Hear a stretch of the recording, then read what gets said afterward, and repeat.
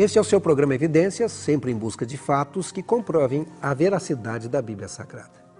Eu quero oferecer a você um curso bíblico inteiramente grátis.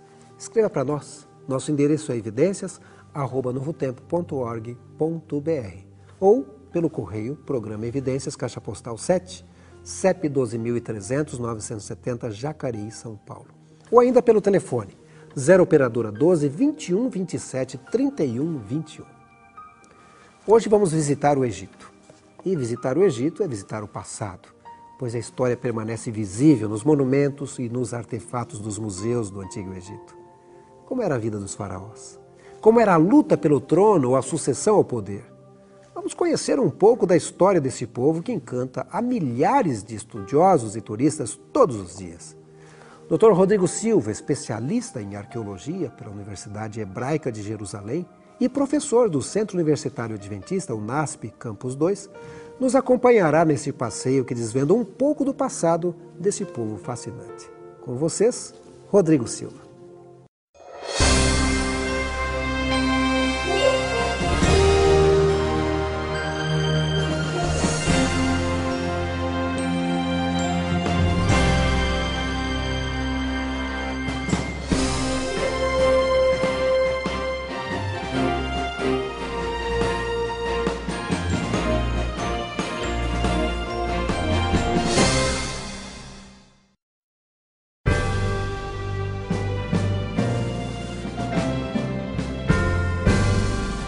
De todas as antigas civilizações do mundo que ainda deixaram monumentos para a posteridade, o Egito é, sem dúvida, a que mais fascina os amantes da história antiga. De historiadores a arqueólogos, de filósofos a antropólogos, todos, incluindo leigos apaixonados por antiguidades, todos se admiram diante da grandeza que foi aquela nação. Aquele pedaço de terra no norte da África é, de fato, o que mais desperta a curiosidade e interesse das pessoas em geral. E isto não vem de agora. A própria visão das pirâmides, cercada de explicações dadas por Cleópatra sobre a grandeza dos faraós, fez César almejar para si o mesmo brilho divino e real que fez de Quéops e Ramsés os grandes senhores do Nilo. O sistema imperial de Roma, que se seguiu após César, foi, na opinião de muitos, uma transferência e adaptação do sistema faraônico para a política romana. Como aconteceu no Egito, os imperadores de Roma também queriam ser deuses para a população. Na civilização egípcia, os faraós eram considerados deuses vivos. Os egípcios acreditavam que estes governantes eram filhos diretos do deus Osíris e, portanto, agiam como intermediários entre os deuses e a população. Eles possuiriam poderes absolutos na sociedade, decidindo sobre a vida, política, religião, economia e até ação militar. Como a transmissão do poder no Egito era hereditária, o faraó não era escolhido através do voto, mas sim por ser filho de outro faraó. Desta forma, muitas dinastias perduraram centenas de anos no poder. Os impostos arrecadados no Egito também se concentravam nos cofres faraônicos, sendo que era o monarca quem decidia a forma que os tributos seriam utilizados. Grande parte desse valor arrecadado ficava com a própria família do faraó, sendo usado para a construção de palácios, monumentos, compras de joias, etc. Outra parte era utilizada para pagar funcionários, como escribas, militares, sacerdotes, administradores e outros mais, e também para fazer a manutenção do reino. Ainda em vida, o faraó começava a construir a sua pirâmide, pois esta deveria ser o seu túmulo, aquele que guardaria o seu corpo após a morte. Como os egípcios acreditavam na vida após a morte, a pirâmide servia para guardar em segurança por toda a eternidade o corpo mumificado do faraó e seus tesouros. No sarcófago era colocado também o livro dos mortos, contando todas as coisas boas que o faraó fez em vida. Geralmente, a sua vida era retratada em painéis artísticos pintados nas paredes, repletos de cenas do cotidiano e escritas hieroglíficas que contavam a sua história, suas conquistas, suas vitórias. Esta espécie de biografia era importante, pois os egípcios acreditavam que Osíris, o deus dos mortos, iria utilizá-la para julgar o faraó. Recentemente, um achado arqueológico sacudiu o mundo da egiptologia. Esta descoberta foi considerada a mais importante desde o achado da múmia de Tutankhamon, em 1922, pelo arqueólogo inglês Howard Carter. Trata-se, possivelmente, da múmia de Hatshepsut, a única mulher a se tornar faraó na terra do Egito. É claro que houve outras mulheres importantes ali, como Nefertari, Nefertiti e Cleópatra, que, embora não fosse egípcia, representou a região no período Ptolomaida. Mas todas essas mulheres eram apenas rainhas. Hatshepsut, não. Ela foi, de fato, um faraó. Em algumas vezes, Hatshepsut teve que vestir-se como homem, como você pode ver nessas estátuas encontradas no templo de Deir al-Bahari, onde ela é retratada com barbas e trajes masculinos. Conseguir o posto de governante absoluto da maior potência da época, num mundo cercado de domínio masculino, foi de fato um tremendo feito dessa mulher que, é claro, encontrou muita oposição durante o seu governo de mais de 20 anos. Tanto é que o seu nome foi suprimido das principais listas de reis do Egito, tornando-se simplesmente desconhecida na história. Até que, finalmente, no século XVIII, a egiptologia se estruturou como um campo do saber e iniciou a redescoberta da rainha faraó. Em 1922, o egiptólogo Herbert Winlock estava escavando esse imenso templo em Deir al-Bahari, na área pertencente ao rei Mentuhotep II, quando encontrou uma série de estátuas de Hatshepsut. Uma parte dessas estátuas está hoje no Museu do Cairo e outra no Metropolitan Museum de Nova York. Eu tenho aqui uma réplica de uma imagem faraônica feita a partir de um original que está no Metropolitan. Muitos egiptólogos pensam que esse perfil aqui retratado seria o de Hatshepsut, e dois detalhes chamam a atenção aqui. O primeiro é o fato já mencionado dela se apresentar em algumas situações vestida de homem. Perceba a barba faraônica sobressaindo sobre o seu queixo.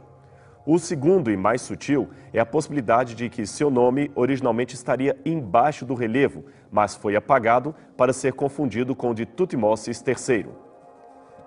Esse artefato foi descoberto num uso secundário nas fundações de um templo inacabado do período de Ramsés e que teria sido construído na mesma região de Deir al-Bahari. Hatshepsut foi realmente uma mulher de muita garra. Mas antes que continuemos a sua história e entendamos como ela subiu ao poder, vamos voltar à descoberta de sua múmia. Aqui você vê as primeiras imagens divulgadas depois que peritos confirmaram a identidade do corpo mumificado como sendo de Hatshepsut. Note a incrível preservação dos traços fisionômicos, mesmo depois de milênios do falecimento da pessoa. O achado, propriamente dito, desta múmia ocorreu em 1903, numa tumba comum, não da realeza, no Vale dos Reis. Quem a escavou foi o Dr. Carter, o mesmo descobridor de Tutankhamon, mas nenhuma importância foi dada ao corpo. Carter encontrou no local as múmias de duas mulheres. A primeira em um sarcófago atribuído a Sidre-In, que foi identificada como a ama de Hatshepsut e transferida para o Museu do Cairo. E a outra que estava simplesmente deitada no chão e, portanto, foi deixada lá. Ela foi, finalmente, essa segunda múmia, desenterrada em 1989 pelo arqueólogo americano Donald Ryan. Foi, aliás, essa múmia desconhecida que Elizabeth Thomas, uma especialista em necrópolis antigas, considerou que poderia ser, de fato, a múmia de Hatshepsut, pois o seu braço direito estava colocado sobre o peito da mesma maneira que uma múmia real. Mas por que a múmia não estaria num sarcófago real? Bem, isso talvez se deva a fatos políticos posteriores à sua morte que causaram confusão de identidade não só de Hatshepsut, mas de várias outras múmias reais do Egito. Quando os arqueólogos descobriram a tumba real de Hatshepsut, perceberam que a mesma fora saqueada na antiguidade e nenhum corpo feminino foi encontrado ali. A tese de alguns seria de que Tutmoses III, seu sucessor, na tentativa de eliminar todos os vestígios do seu reinado, mandou depredar o interior do templo, de modo que sacerdotes leais à velha rainha provavelmente transferiram seus restos mortais para Deir al-Bahari, a fim de protegê-los de profanações destas e de outras épocas de insegurança política. É claro que existem alguns acadêmicos que objetam a esta identificação da múmia com Hatshepsut. Contudo, há outros elementos ainda bastante curiosos a respeito desta descoberta apresentada pelo arqueólogo Zahir Hawass, que está chefiando as pesquisas. Aqui você vê Hawass examinando pela primeira vez a múmia que havia sido deixada para trás no túmulo de Bahari. Note o detalhe da mão sobre o peito observada por Elizabeth Thomas. Em seguida, a mesma múmia é transportada para os porões do Museu do Cairo junto com outras a fim de se processar a identificação.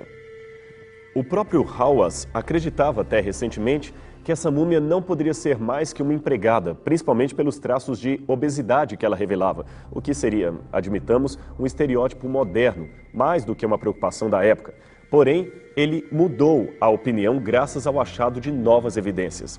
A empregada, na verdade, era outra, a múmia de Sitre-Im, que seria a dona da tumba, e ama de leite de Hatshepsut, que, por alguma razão, teve o seu corpo transferido para o jazigo daquela que cuidou dela em vida. Uma evidência bastante forte veio na forma de um dente molar dentro desta caixa de madeira, inscrita com o nome de Hatshepsut e encontrada em 1881 num grupo de múmias reais recolhidas e escondidas por segurança no templo de Deir al-Bahari, a cerca de 1 quilômetro da tumba original. Durante o embalsamamento, era comum a separação de alguma parte do corpo, neste caso um dente, e a sua preservação nestas caixas. Um dente é como uma impressão digital, explicou Hawass, e é 100% definitivo.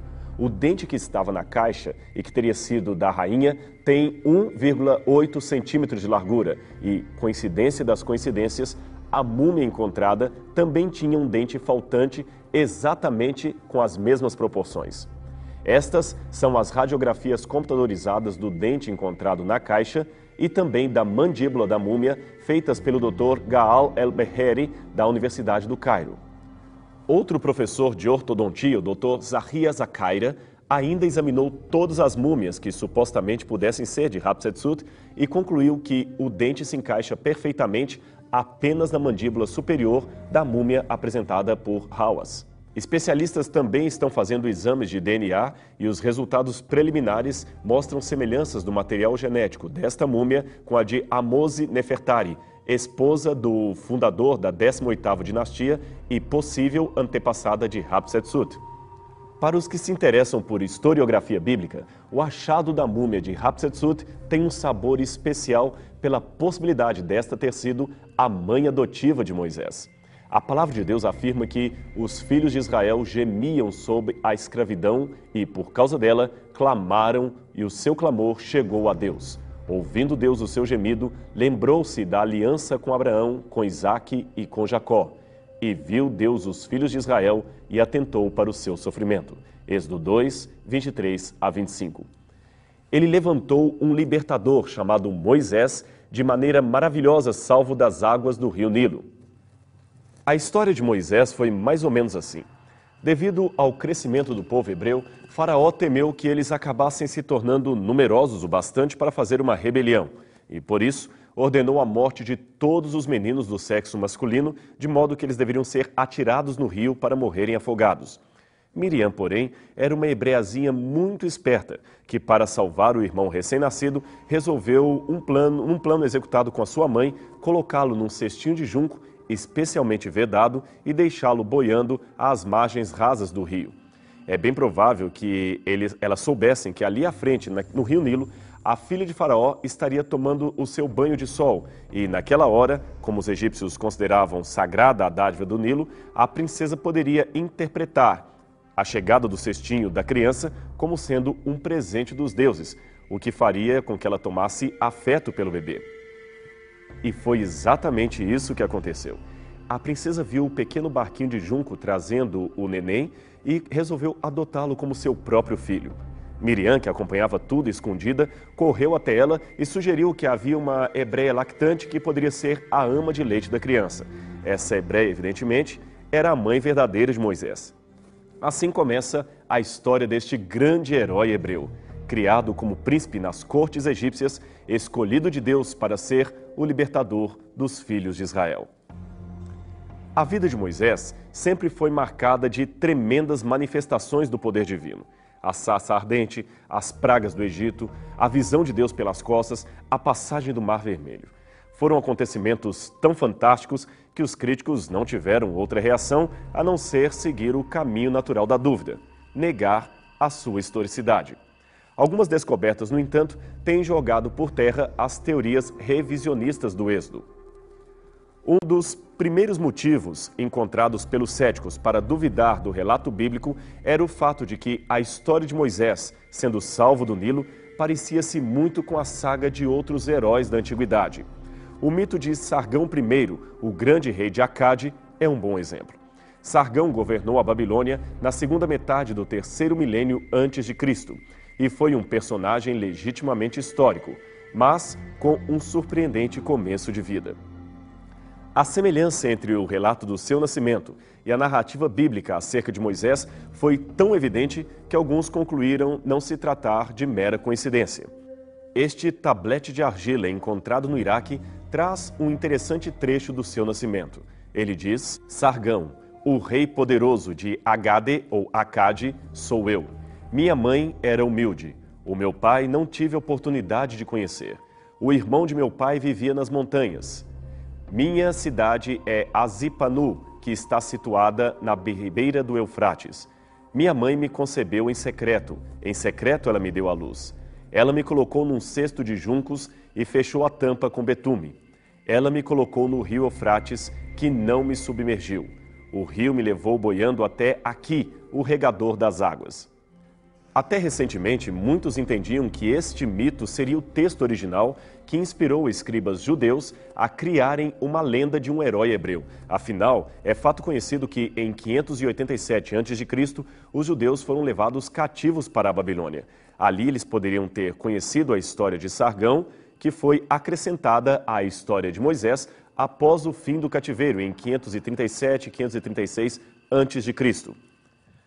Mas, se provássemos que a história original não vem da Babilônia e sim do Egito, isto mudaria tudo. Afinal, se o texto bíblico for o reflexo de um mito babilônico, este deverá ser, obrigatoriamente, o direcionador literário de seu conteúdo. Logo, devemos ir direto ao texto hebraico e descobrir que cultura está por detrás de sua trama, a babilônica ou a egípcia. Respondendo a esta problemática textual, o egiptólogo James Hofmeyr, da Trinity International University, em Illinois, Estados Unidos, e autor do livro Israel no Egito, demonstrou, numa pesquisa recente, que, ao contrário do que se esperava, o pano de fundo do Êxodo não é nem de longe o reflexo das mitologias babilônicas. Seu texto original encontra-se permeado de antigos termos técnicos egípcios que não faziam parte do vocabulário hebraico, muito menos do babilônico usado durante e após o exílico. Palavras-chave da trama como cesto, junco, papiro, linho, ribeira, etc., são inquestionavelmente egípcias, e não era de se esperar que um escriba judeu do cativeiro as conhecesse tão bem. Principalmente nessa época, a língua egípcia já havia sofrido modificações profundas, especialmente na escrita, e muitos desses termos estavam, durante o cativeiro, em desuso. Logo, a familiaridade do autor sagrado, do autor do Êxodo, com essas palavras, demonstra que ele só as poderia ter conhecido durante um momento em que viveu nas cercanias do Nilo, num período e tempo muito distantes do cativeiro. De todas as palavras, no entanto, nenhuma oferece maior pista do que o nome do herói em si. Moisés, longe do que deveria ser caso se tratasse de uma lenda semita, não é um nome hebreu, mas egípcio. Sua raiz está no verbo mes ou masé, que quer dizer nascer, ou ainda meseen, nascido de.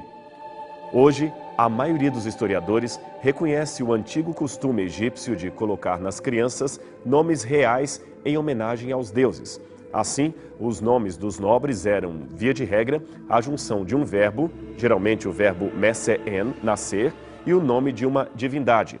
Entre os nomes desse tipo, poderíamos mencionar Amose, o deus da lua nasceu, ou nascido do deus lua, Ramose, o deus sol nasceu, Tutmose, Tot, outra forma do deus lua, nasceu, Pitamose, Pitá, o deus criador, nasceu. Assim, é possível que a omissão do nome de uma divindade egípcia no nome de Moisés se explicaria provavelmente pelo fato de que ele renunciou ao culto idólatra quando atingiu a maioridade. Por isso, seu nome ficou sendo apenas Mose, ou Moisés, sem o complemento divino que talvez existiu na sua infância.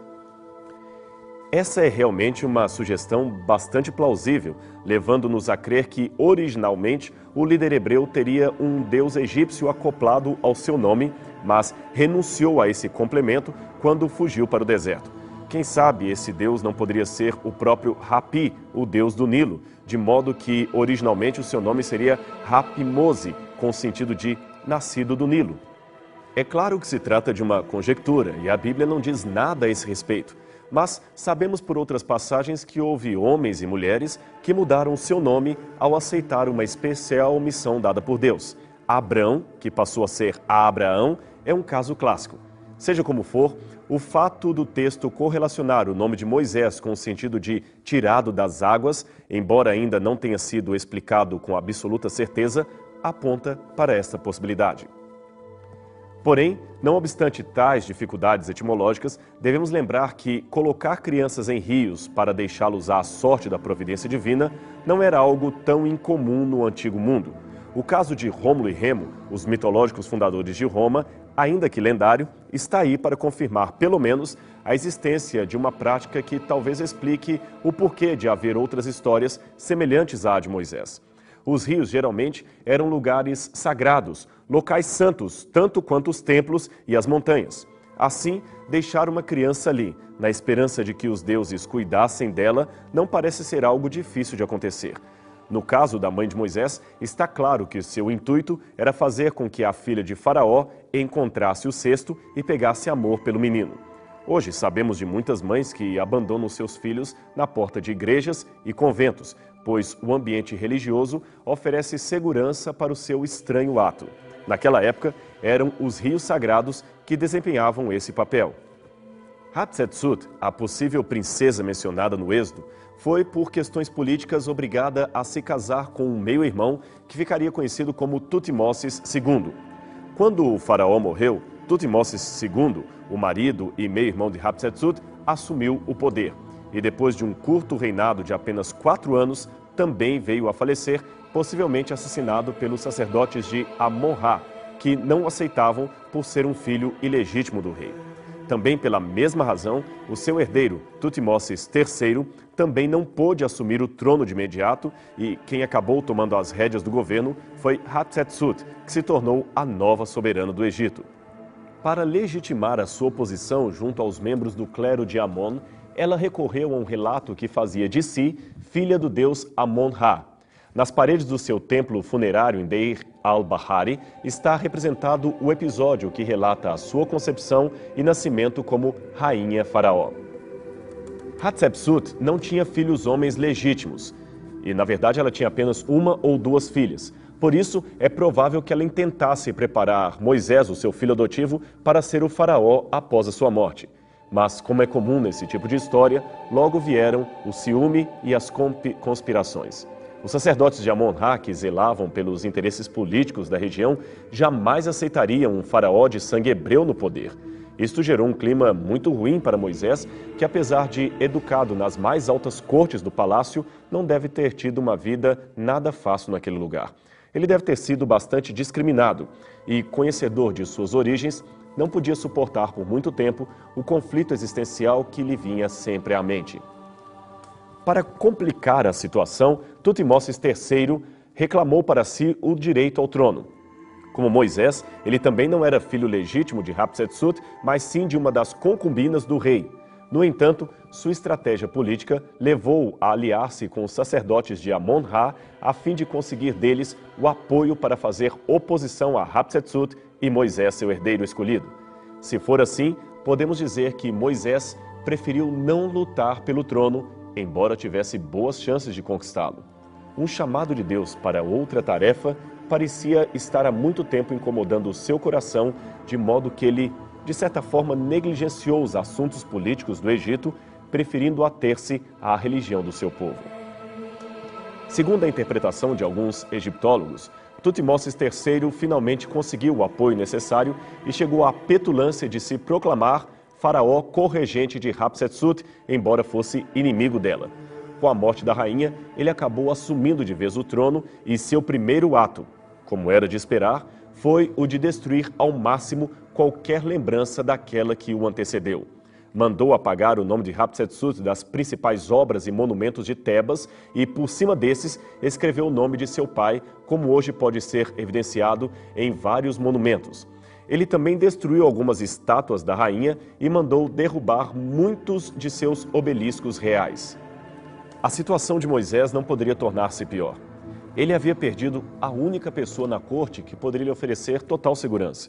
E para complicar ainda mais, depois de algum tempo, ele se envolveu numa briga e, para salvar um servo hebreu, acabou matando, nesse incidente, um oficial egípcio. Temendo ser severamente punido por Tutmoses III, que certamente queria um motivo para aniquilá-lo, Moisés então fugiu para Midian e só voltou de lá 40 anos depois, com o fim de libertar o povo da opressão de Faraó. Nesse ínterim, Tutmoses reassumiu o ódio contra os hebreus e iniciou uma das mais ferrenhas campanhas de opressão de toda a história. As lutas pelo poder no Egito e a escolha de Moisés em ficar ao lado de Deus, do Deus verdadeiro, ao invés da cobiça, do brilho e das pirâmides, têm uma grande lição a nos ensinar. As glórias do mundo passam e os monarcas, na melhor das hipóteses, tornam-se peças mortas decorando museus. As promessas de Deus, porém, são eternas, são reais. A decisão de Moisés foi a mais sábia que alguém poderia ter tomado. É melhor a glória de Deus do que a glória passageira deste mundo.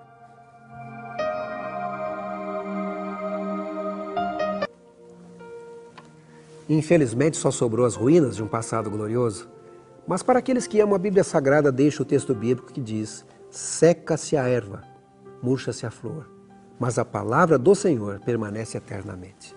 Por isso, se desejar receber gratuitamente o nosso curso bíblico, escreva para evidencias@novotempo.org.br ou Programa Evidências, Caixa Postal 7, CEP 12.300.970, Jacareí, São Paulo. Ou nos ligue pelo telefone 0 operadora 12 21 27 31 21. Próxima semana voltaremos com mais um programa Evidências, o programa que busca fatos que comprovem a veracidade da Bíblia Sagrada. Até lá.